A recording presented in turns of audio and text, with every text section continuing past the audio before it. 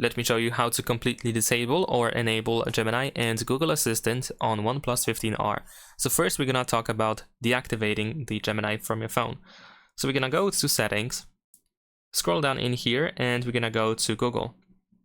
Once you open Google services, we can switch to all services in here, and then we need to find the search assistant and voice.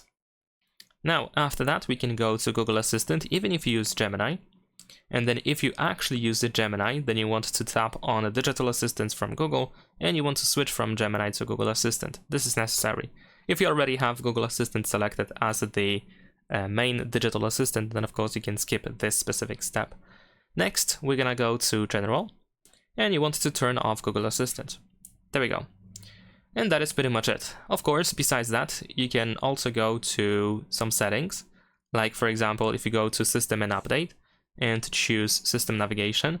Then in here we can find the Digital Assistant from Google, which is the bottom left and bottom right corner swipe towards the inside of the phone. So we can turn it off just like that. And also we can do the same thing with the power button. But in this case we need to go to Accessibility and Convenience. Then over here we should be able to go to the power button here.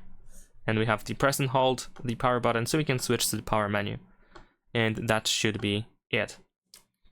Now, in case you want to activate Gemini or Google Assistant, if you want to completely turn it back on, then of course you can go through these shortcut options again to turn it back on, like for example the power button in here of course.